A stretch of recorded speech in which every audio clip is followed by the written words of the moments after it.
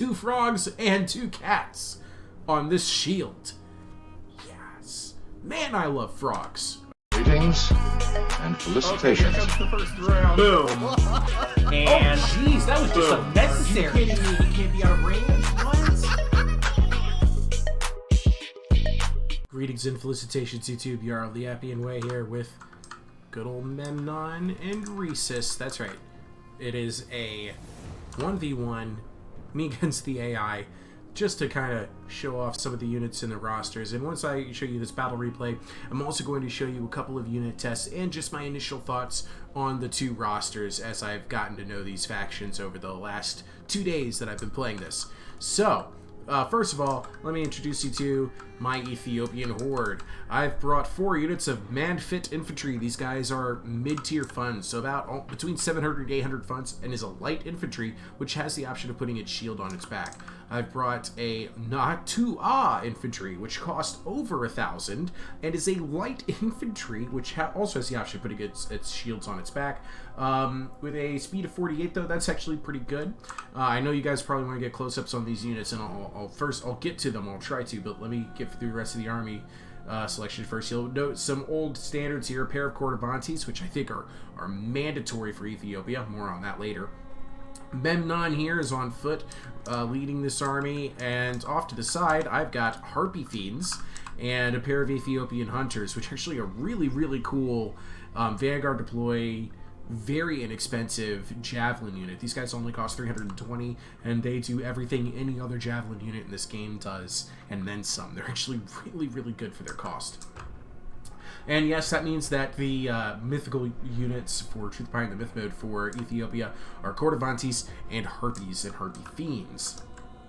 Rhesus is out here on foot supporting his army. He's got a pair of Thracian bowmen, and you're going to notice a trend here. I do mean a lot of chargers. 2 Androphanes, which are a 2-handed club unit.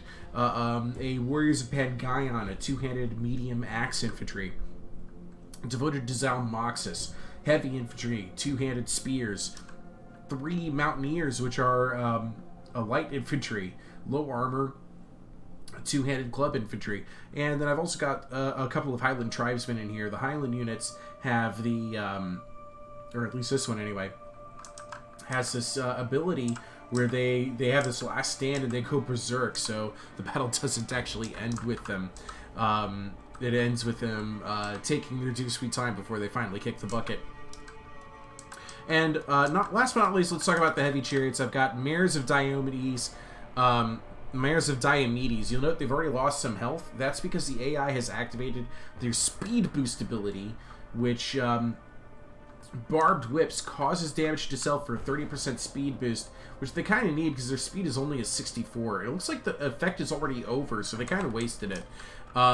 It does recharge and you can use it again. And I've brought, the big thing to know about the Mares of Diomedes, 1,500 funds cost, and this is actually really cool. They have 2 spearmen per chariot, so they're very similar to the Amazon champions in that regard. And I already feel a lot of your eyebrows just go, oh, really? Are they as broken as the Amazon champions? More on that later. The heavy chariots for Ethiopia, the Mariano. These guys are actually really cool looking.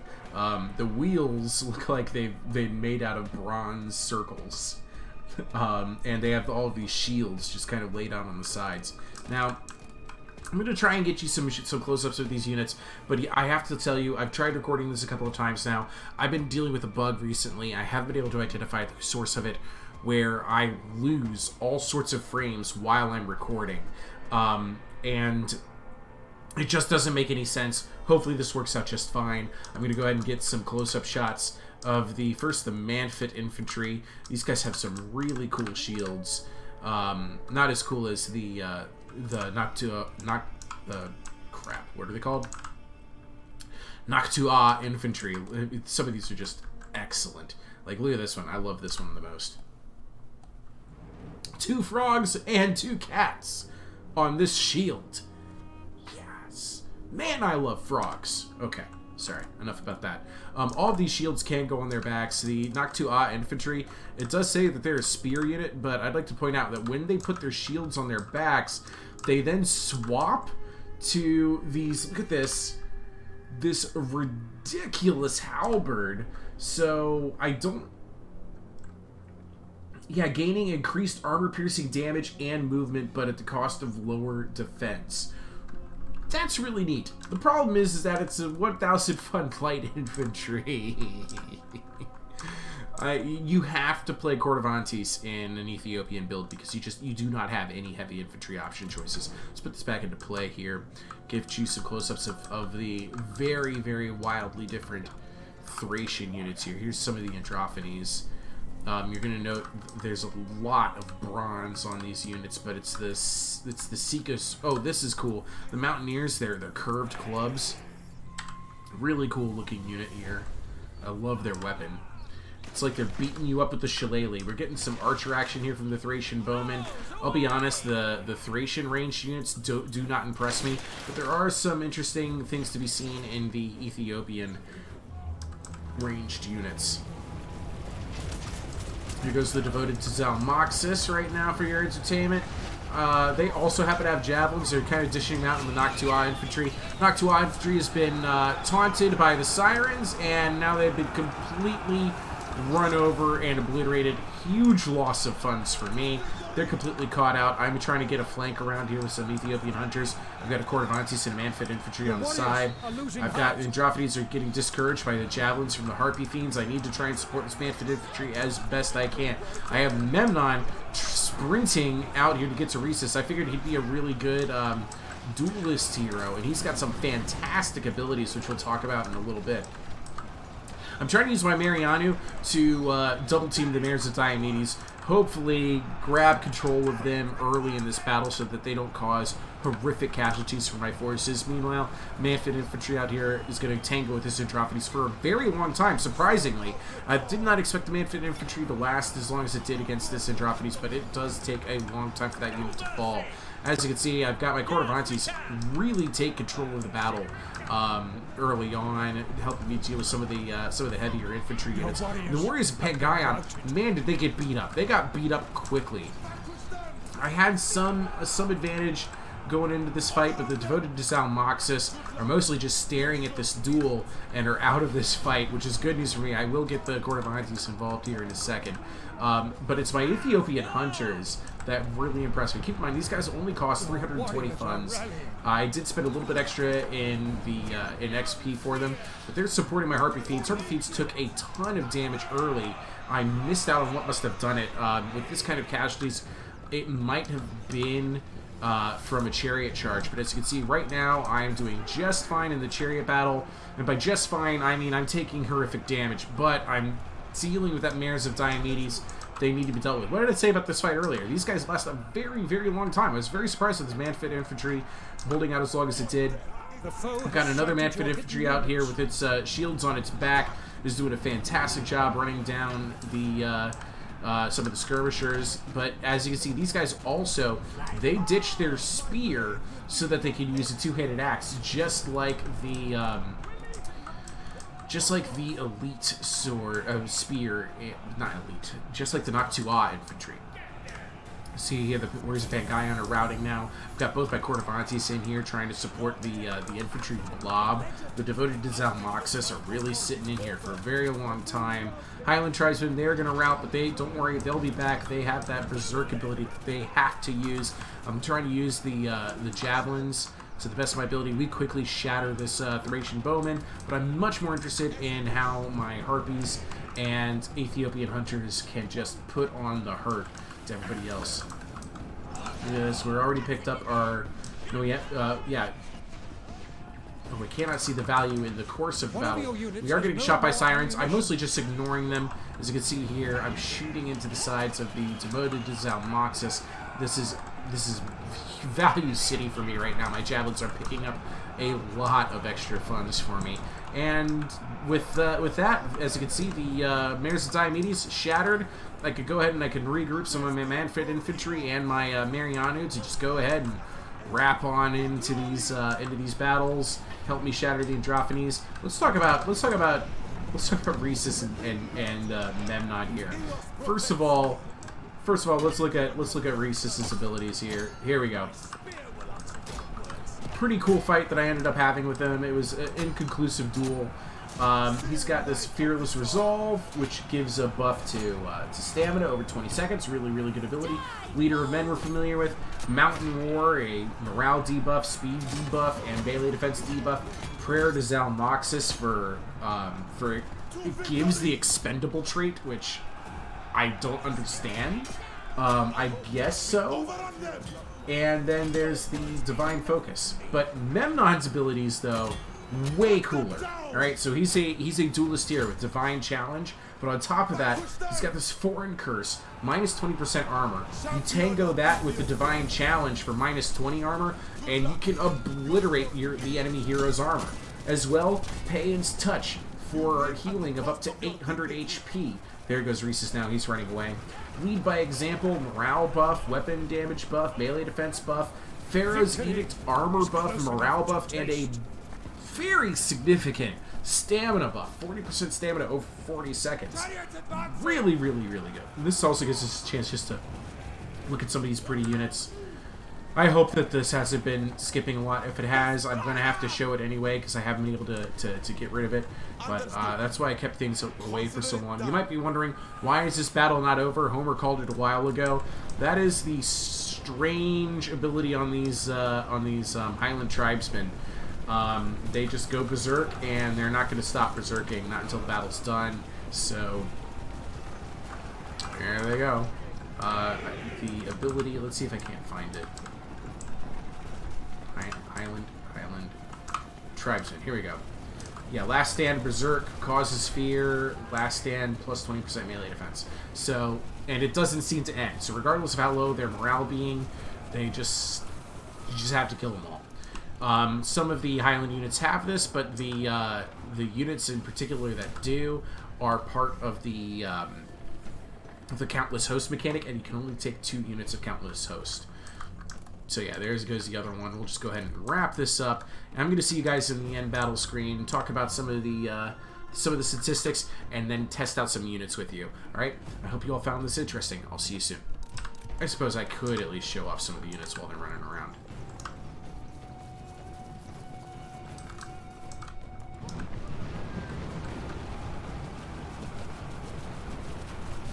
Yeah.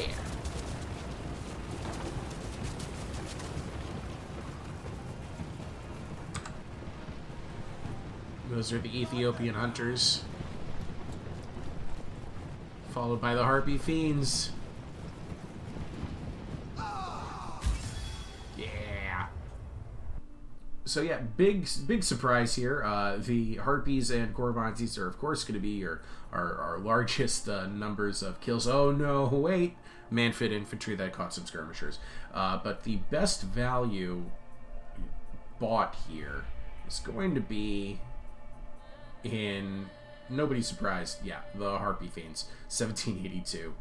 Memnon, 1520, gained mostly just from fighting Rhesus. Rhesus, 1505, mostly just gained from fighting Memnon. Who else did okay over here? Let's find out. 708 on the Androphanes.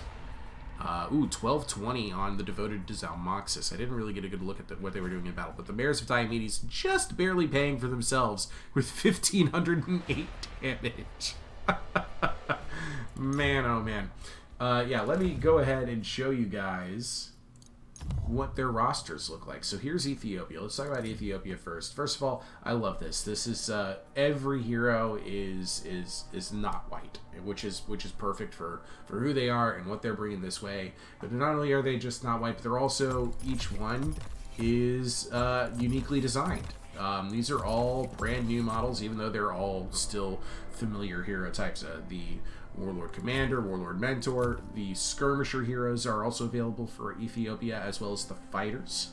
As far as the infantry goes, no major surprises here. 320, for Ethiopian tribesmen. I mean, actually, there is a big surprise. The big surprise is that there's no heavy infantry option.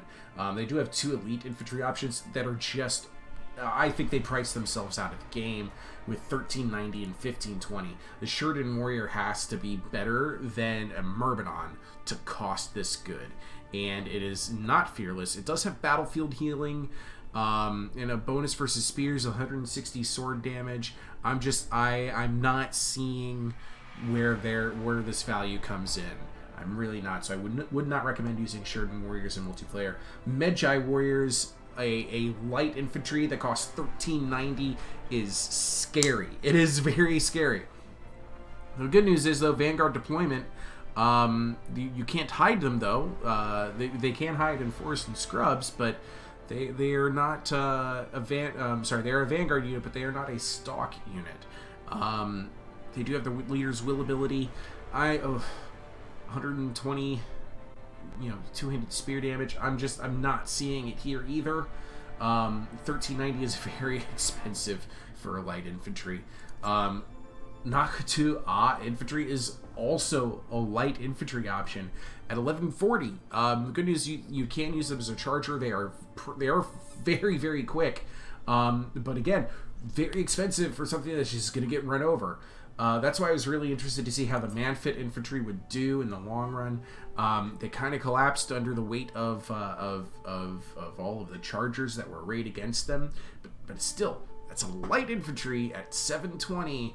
I felt that was a stretch. I really did. 1040 for Henku Guards. I look at this unit and I would hope that they would perform around the same for this cost. I would hope they would perform it around the same value as, say, what are the other major 1,000 cost sword and shield units? That would be, Warriors of Ithaca and Renowned Khopesh Fighters.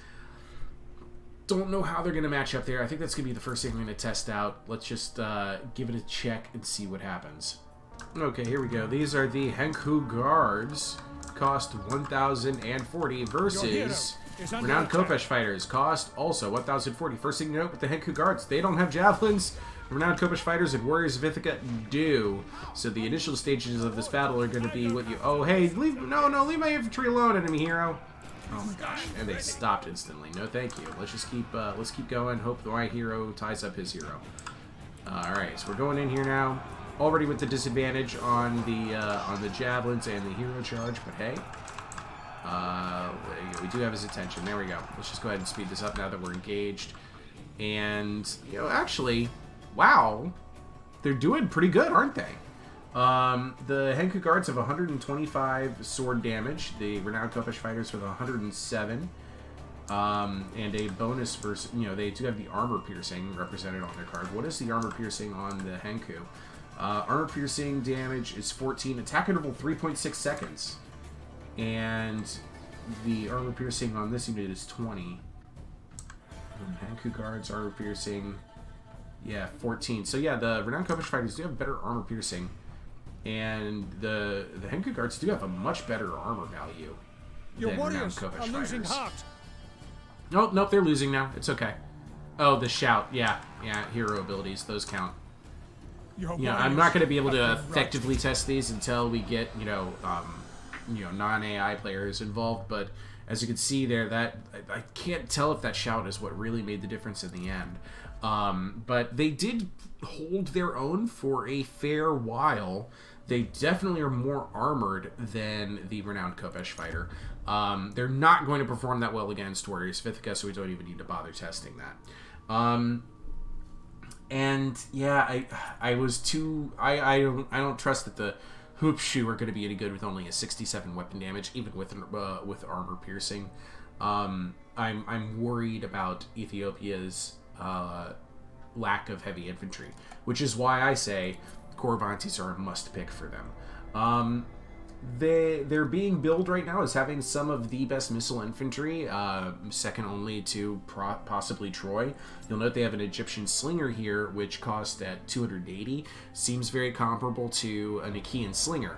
But the Achaean Slingers have expendable. These guys don't. So I'm actually a little bit more worried about these guys routing than somebody else. I was using the Ethiopian Hunters in my battle, and I was having fun with them. This is a 320 fund Vanguard deployment unit that I can get up to 60 morale in a pinch on.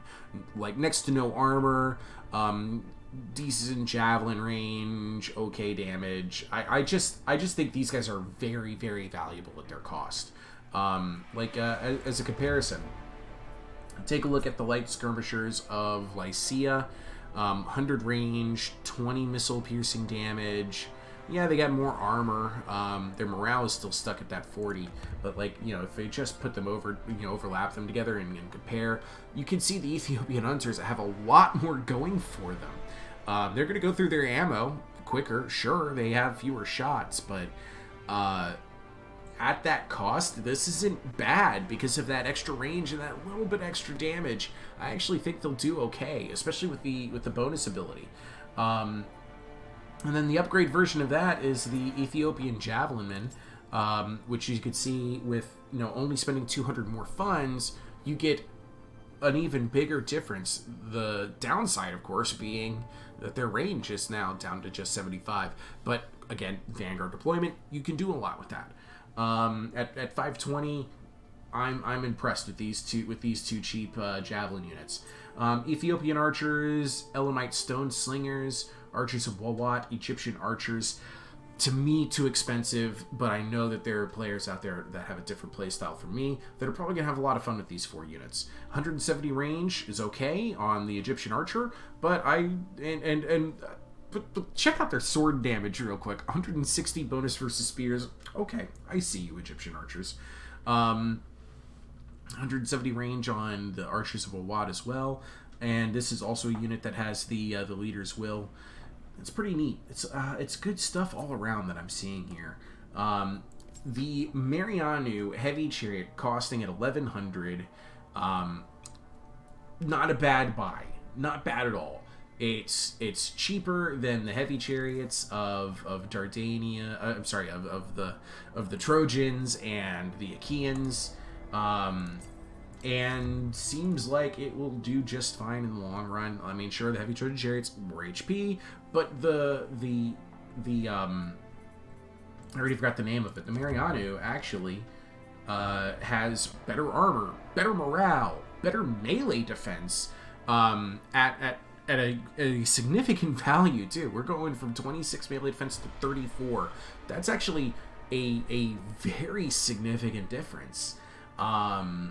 Especially considering when your chariots are in a bad position, they lose a lot of that melee defense. So a little, even though it's only an 8, we are talking about a 33% growth going from 24. More than 33% actually, less than, whatever. It's more. It's around a third, whatever. And I also want to test something here. If I can, I want to check out how the Mariano do against the most broke-tacular of chariots. You know and love them. Let's just go on in here and test out the broke-tacular Amazon champions. Why? Because they're the same cost. Let's just check out and see how they do in a 1v1.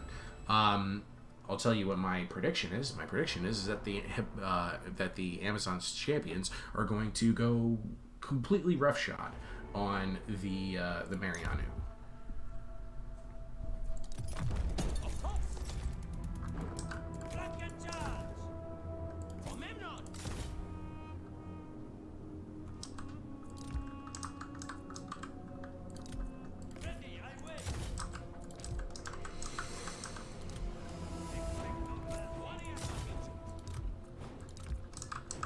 Okay, here we go. They're gonna let me charge them, it looks like. Right away it says both the two chariots are evenly matched. But look who's taking damage faster. It me. Okay, they got a little bit extra damage from the benefit of moving. But now I'm pursuing. Your hero is under attack. They have the advantage now. Still giving them the advantage. Those extra spears on their chariots make a big difference. They really do. And yeah, now they have twice as much health as my own chariots, and 3 additional models. So yep, no big surprise here. That is about the result I expected. Let's go ahead and wrap that up. Concede defeat. Yes. Boom. End that battle. But there's another heavy chariot that I need to show you guys. And that is, of course, Thrace's heavy chariot. You can only take one. You can only take one. The Mares of Diomedes. Boom. It has the Barbed Whips ability, which causes damage to self for a 30% speed buff. Their speed is only a 64, so this is a slow unit and has a Furious Charge. The unit can inflict flanking penalties to enemy units when charging from the front, which is that wild. Okay, let's go ahead and grab, let's see, they have fighters, archers, and defenders. We'll grab one defender. Make sure that still says Amazon Champions. Yes, it does. Let's start this battle. So the Mares of Diomedes, they have the benefit of the extra charioteer on the back. So very similar to Hippolyta's Amazons. It has given a significant damage bonus to Hippolyta's Amazons, Amazon Champions. So we want to see how the Mares of Diomedes are going to do. I probably should have taken the dueling defender, but hey. A pretty significant bit of health was chopped away for using that ability. Okay, he's activated Red Mist right on top of me. Don't need that right now. Hey, go after the chariots, jerks. They got hung up on the hero. This is an interesting trade. It's still not cost effective, that's for sure. Oh, yeah, okay, they finally won. I mean, that's not something you see every day. You don't often see Amazon champions losing a heavy chariot fight. But there it is. I just don't think it was worth it value-wise. We're gonna take a look at the end battle damage statistics. See how those Amazon champions did on value. Are losing heart.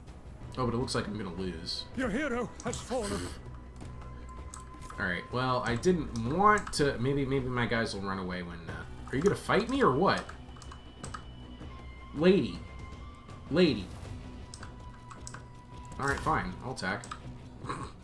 I wasn't expecting it to just get hung up like that, but here we are. Victory is close enough to taste. Oh, I won, but my guy's routed. That was weird. That was really weird.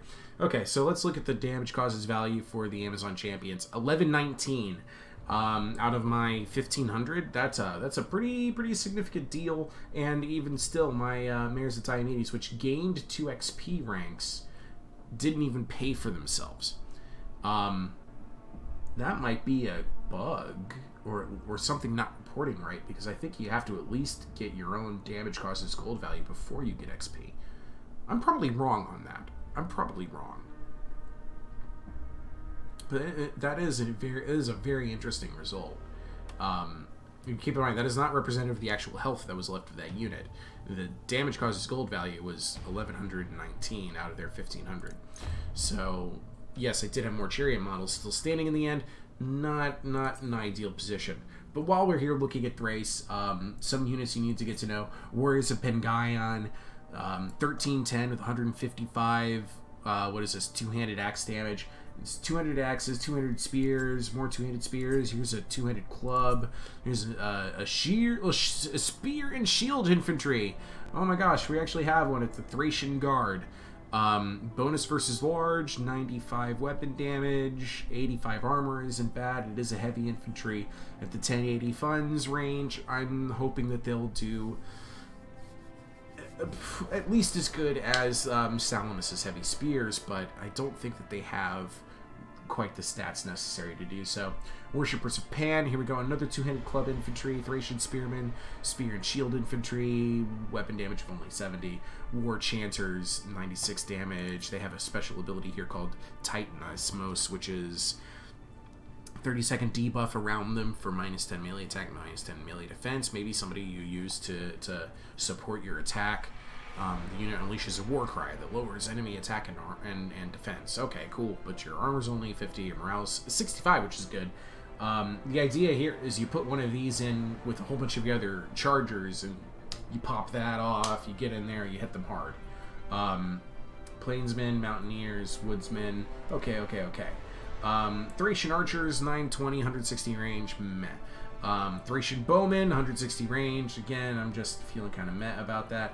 Forest ambushers, 70 range, 38 missile damage is okay though. Thracian hunters, and this unit also has a strider. Oh, they can run through forests. Yeah, the strider seems to be a trend here on a couple of units. 4 skirmishers, 70 range. Yeah, I'm not impressed with the missile infantry at all. There's a slew of Thracian Chariots and the Mares of Diomedes, a Thracian Archer Chariot, and the Thorns of Thrace I have not even looked at, but this is a Javelin Chariot that costs 1180, medium weight class. I don't know. I'm very so-so about Javelin Chariots at this stage of the game, especially ones that cost this much. I wonder how they compare against Ithaca's Jav Chariot. Who knows? The mythical creatures available for Thrace are Sirens and Giants, which are cool, but it's giant bowmen instead of armor giant spearmen, so you get the bad with the good. Then they also have another select army selection unit here, which is based off of their campaign host army units, but you're only allowed to bring 2 of any countless host units, so it's like, if you really wanted to, you can bring a pair of Sons of Strymon. The Highland tribesmen were cool and all. I didn't like that they did their whole last stand berserk thing. It just made the battle longer needlessly, because they were already kind of dead. Highland warriors, Vanguard deployment, which is pretty neat. Highland raiders, also Vanguard deployment. What's the special ability? Highland javelin men have stalk and unspottable. That's really cool. Only just 70 range, 29 javelin damage, low stats all around. But this right here, Unbreakable Sons of Strymon, 750, Vanguard deployment. Okay, like, why the heck not? You know, that seems like a pretty cool unit. Anyway, those are my very quick thoughts about the roster, about what this could mean for multiplayer, and I can't wait to bring you multiplayer battles. All right, ta-ta, I love you all. We'll see you guys in the next video.